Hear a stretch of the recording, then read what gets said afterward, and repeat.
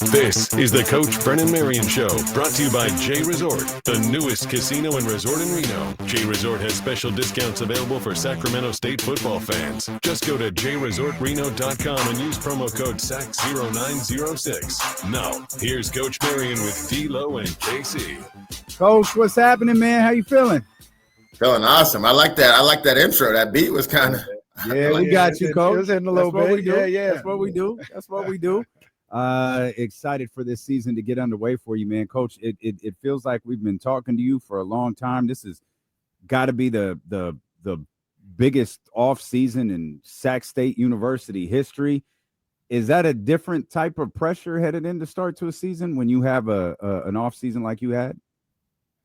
No, me and KC talked about it last night. I think in the off season we just did our job, better than anybody in the country. When you say, can you be the absolute best? Can you be number one? We were number one in recruiting. That's just our job in the offseason, is to recruit and try to bring in the best crop of kids that we can as coaches. And I think our coaching staff did a really good job of, going out and acquiring talent and bringing players here, obviously bringing 70 players here to Sacramento State. So I think really, all the hype came from the results. It was really the results and the buzz that came from, okay, these guys really went out and recruited at a high level. And, that's just our job when it's the offseason. That's what we're supposed to do. Having so much turnover in the roster and so many new players, like it wasn't just guys that you had coached at UNLV, but it was just a collection of different players from around the country. The old adage is that's going to take time for players to gel. It's going to take time for chemistry and everything like that. But every time I watch one of the episodes of Go Football, when I go to the practice or something like that, it seems like these guys are already kind of locked in. Do you have that type of feeling with this group as well, where they've been able to gel relatively quickly, considering there's so many new faces and moving parts? Yeah, I told our players and I told our staff, you got to go from strangers to friends, friends to cousins, cousins to brothers. And, I think that's where we're at right now. We're at that stage of where guys really feel like when they look to the left and the right, like, man, I'd be willing to die for this dude and put it on the line for him. Mm-hmm. And, I'm excited for our guys to get the opportunity to show how close we are as a team and how we play together and how we've gelled throughout this offseason. And like you said, I mean, we got kids from the deep South. We got kids from Hawaii, California, Texas, everywhere. And these kids have, done a really good job of gelling together and, embracing their differences and learning from each other. It's actually been really cool to see guys learn different things, an East Coast guy versus a West Coast guy, a South guy versus, so, to me, that's America, a blended group of people, searching, to try to, win and or accomplish a dream. And so I'm excited for our team and really blessed on how fast they came together. Coach KC mentioned Go Football. You got the chain on that says Go Sacramento has kind of been the moniker. Can you define that? Can you define what Go means for Sac State football this season? Yeah, Go really started off as a high school coach, and then, a lot like, everybody says, like, how do you win so fast, or what do you do, and all that, that type of stuff that people might put out there. But really the Go name came from, being at Howard, having the biggest upset in college football history at UNLV. And then everybody, when I walked around everywhere, you're like the Go guy, like the Go offense and that type of thing. And so instead of, for years, I kind of like tried to push that away, shy that to the side, like, I don't want to be known as that. And then, I said, I'm going to just embrace that. That's what everybody calls me. That's what I'm known for, the offense. And so we'll embrace that. But what it means here at Sac State is, it's awesome now because I've always, I grew up playing defense and being on the defensive side of the ball.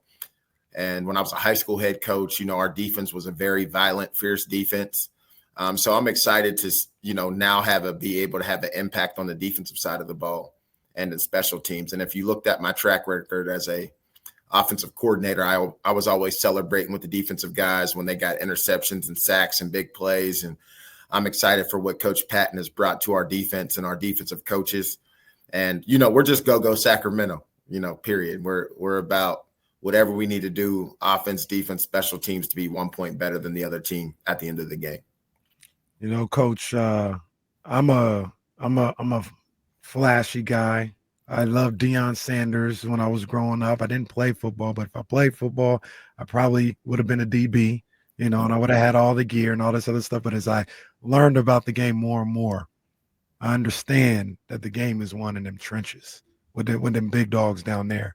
And when looking at your roster, when looking at you guys in practice, those big guys on both the offensive line and defensive line, they look like they're ready to go, and they look like they can get nasty. How are you feeling about the trenches, the offensive line, the defensive line, and everything that you've been able to cook up with this roster during summer and fall camp? Yeah, I mean, we're old school country, down south type of team when it comes to our trenches as far as the violence. In our trenches, I think the first thing we did is we had to bring in violent people and guys that, liked confrontational football, in the trenches. We got a lot of down south D linemen that, really love D-line play and, old school with it. And then, our O-line was like, man, I really got to bring it every day going against these guys, because not only is our one D-line good, our two D-line good, our third D-line is good, our fourth D-line, got some heat to it. So really that was the most important thing for me. We've been able to manufacture points with all types of different skill guys and different skill sets. Not all of them were first round picks. Some of them were JUCO guys with no offers. And, so I know that we could schematically scheme things up, but you can't scheme up the physicality of what happens in the trenches. You have to have that type of physicality up front if you want to be a team that holds up trophies, a team that wins conference championships. And so that was our goal this offseason, to bring in the type of guys that we did in the trenches. And it looks like all of those recruits, I think Casey mentioned, was 70 plus transfers that came in. We joked, you just wiped out the whole football team and was like, nah, we're going to start this over. Shout out to the 6 guys that made it.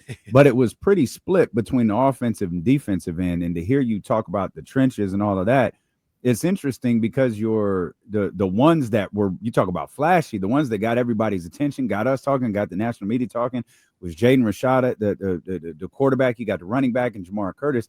So to hear you talk about the trenches and the ugly stuff in football is pretty dope, considering the 2 biggest recruits that got the most attention were the flashy guys on the offensive end.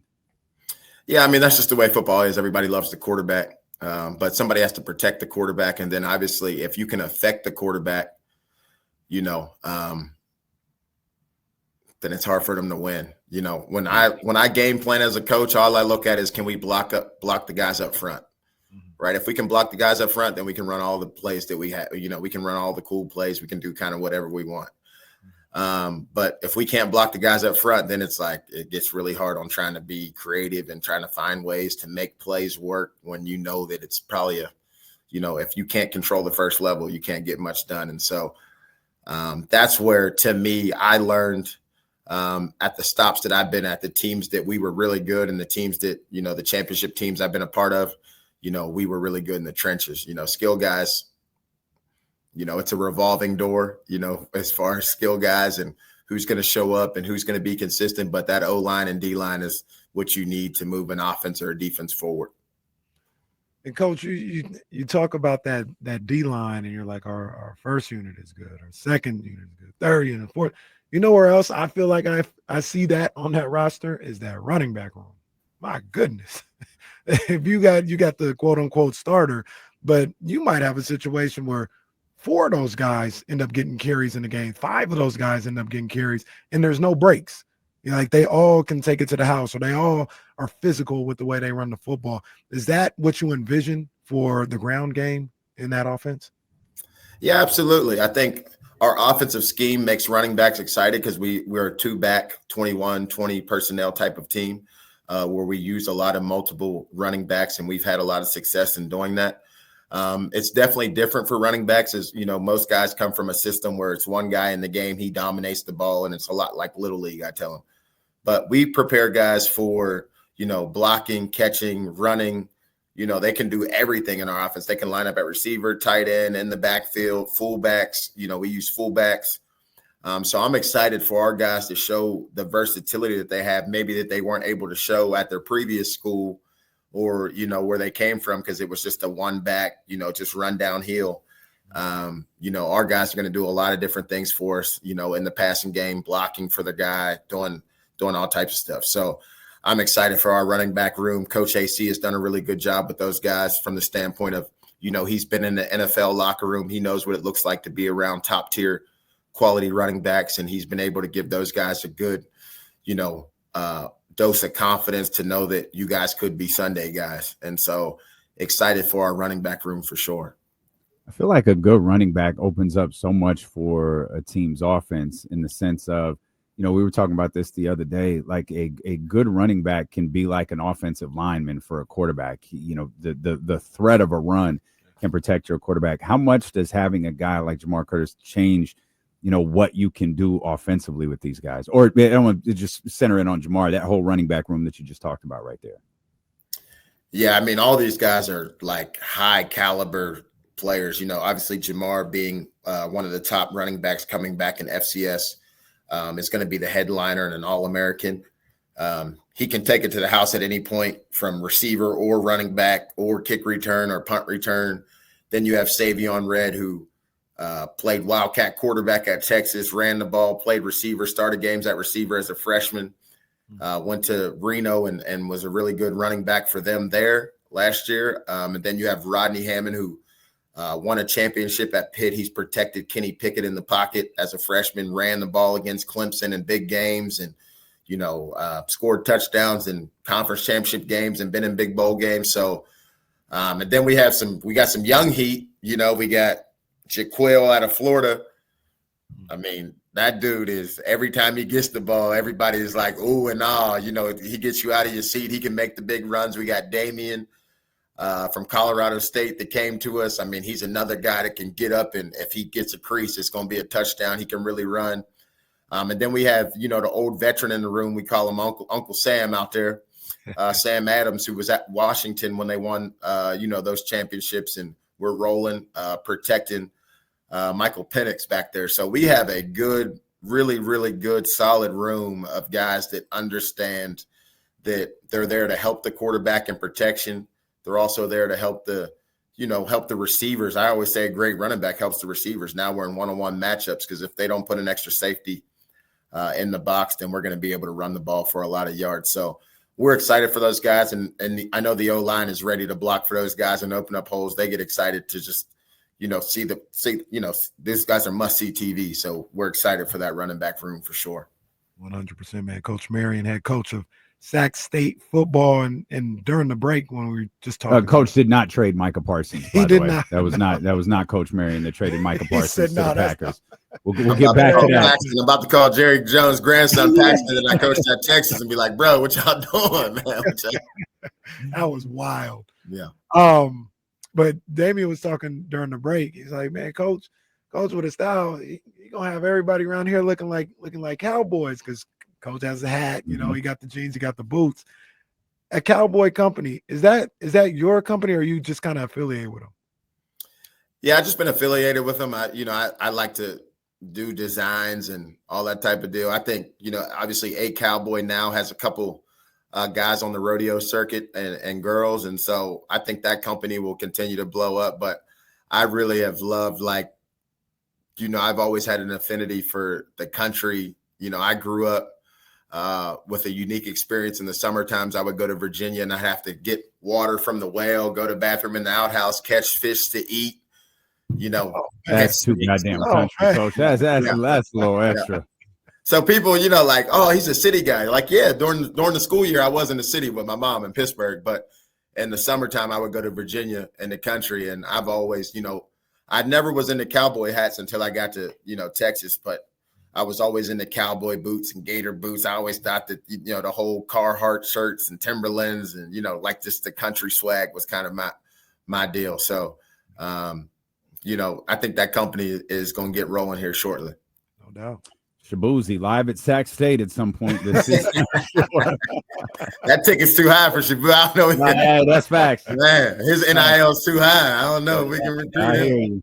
Yeah, yesterday's price is not today's price for my man. No. I don't even know if UT could get your boozy Yeah, right. I don't know. I don't know. That man was out there with Beyonce. Like you can't get Shabuzi. That ticket's different. Hey, Coach, man, good luck. Good luck. Thank you. We're excited. Thank you. We're excited for you. We're excited for. I mean, we just got an alert from our man Chris Biederman, Luke Wood, out at Cal Expo right now, trying to get the stadium on lock, trying to get that whole revamp thing going on right now. So we're excited for what's ahead. We're already making our plans. We're gonna be at this one. We're gonna be at this one.